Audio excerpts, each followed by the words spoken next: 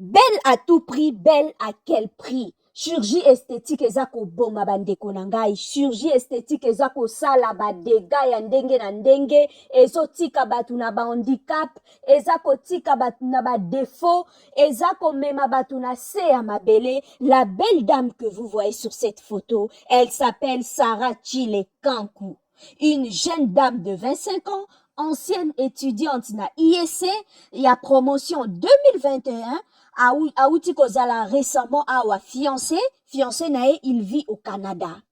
Notre belle Sarah akola ba jeune nyonso ya lelo influencé par Instagram, ba Snapchat, ba réseaux sociaux ndenge za kolakisa biso toujours l'image d'une femme parfaite, l'image d'une femme bien taillée, l'image d'une femme avec de formes généreuses. Ezala bandeko na biso ya basi bakomi de plus en plus tenté ya ko passer na table ya opération pour que a changer apparence nae, pour que a augmenter et si kalingi ba augmenter, a réduire et si kalingi ba réduire. Donc est commis tendance. Pourquoi? Parce qu'il y a des influenceurs, des influenceuses oyo bazako ça la publicité na yango bazako ça la que ba jeune na biso lelo to pe ba maman même bazala tenter ya ko passer na kazwana ko kende ko ça la chirurgie pour que apparence na koma kitoko, pour que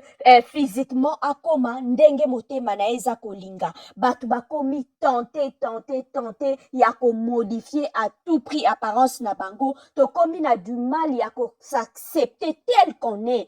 Pour preuve tala kaka bandeko ebele, même po akanga photo ya pamba, il faut batia filtre. Sans filtre akolinga kokanga photo te, sans retouche akolinga te photo ezala publier.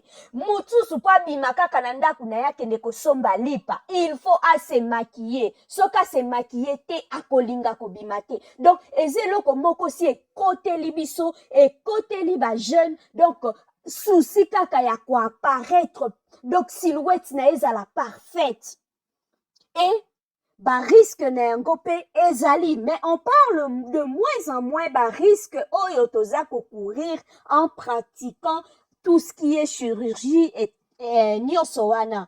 Chirurgie en soi eza mabete. Pona ndeko o peut-être abotamine na défaut moko boy, malformation moko boy, ezo senga ba médecin ba retoucher pour que ekoma bien pesa e confiance ndeko asungama. Wana eza mabete. Sur ce plan-là, en tout cas, moi je trouve ça normal. Mais chirurgie o eza mabe ezali, oza na yo déjà physiquement bien.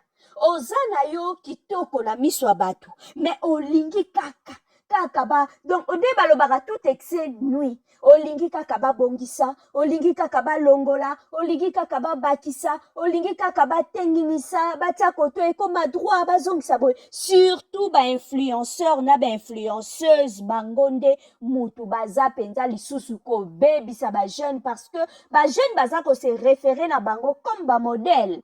Na époque na biso lorsqu'on était toute petite, oh chirurgie toyebaka kaka ezalaka peut-être moto akei basala ezolo, moto akei peut-être mato ezalaki trop kotelema bazongisa. En tout cas, on savait pas vraiment que on pouvait aussi retoucher ba côté à boyeboy et outi surtout pratique oyo et yé plus na oyo bengi BBL, topé lifting brésilien. BBL eza lifting brésilien. Yangonde mikolo ezo sala succès na réseaux sociaux, Amande Chic, Ividero, Maria Tumba, ba ivoirien ebele ba sali yango Emaloué, ba zebele ba influenceuse ebele ba sali yango, et ça influence le jeune, ça influence le femme à aller faire ces opérations là. Et ndeko na biso moi si ye auti kokufa na crise aouta ko ça la crise. Pourquoi? Aebaki na ko subir liposuction. Donc ba benda qui est ba graisse na libumu, ba komisa libumu na e plat, contrairement à ce qui se raconte kakede ko ça la BBL. Ndeko na biso moi si asali BBLT. Ndeko na biso moi si asali liposuction. Liposuction c'est-à-dire ba ko benda yo ba graisse na libumu po libumu comme plat. Tandis que BBL o ba bengi lifting brésilien, wana ezalaka ezalaka babendi yo bagresse na nzoto, soit na libumu, soit na bakwis, soit na mukongo, soit na hanche na yo, bisika nyonso bagresse eza en excès pour que bayeba kotia yango na bafesse na yo po okoma na fesse emata ezwa volume wana nde lifting brésilien basalaka bongo. Donc basali yo liposuction à partir ya graisse wana bafiltre yango nde bakoyeba na kotia osiko na fesse po epesa forme. Tandis que notre sœur yakendelaki bafesse te, yakendaki nde baaplatir libumu. Donc basala ye seulement liposuction balongola graisse ya libumu ekoma plat. Et après l'opération abimi na EP clinique. Donc ezande aye kosala rechute tangu opération c'est sili déjà ndaye kosala crise comme moi si ya président ya Nigeria, elle s'appelait Stella Obasanjo. Cette dame-là, à Salah, en 2005, elle était morte suite il y a des complications liées na chirurgie esthétique à Kendara Kosala à quelques semaines avant son 60e anniversaire na Espagne. Moi, si ya président ya Nigeria a koufaka na Espagne à cause ya chirurgie esthétique parce que elle tenait beaucoup à son apparence. Elle avait 59 ans à l'époque.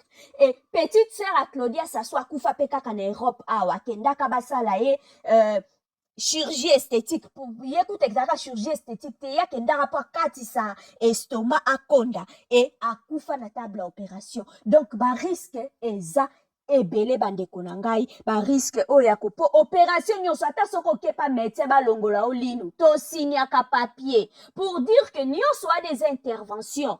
Nyonso wana eza baopération, tout peut arriver. Et ça, oza la garantie à 100% te. Ça peut marcher comme aussi ça peut pas marcher. Ba complication post-opératoire pe zalaka. Ataka ba appendicite oh ya pamba. Ça arrive aussi mutu pa ke basala ya appendicite après akufi.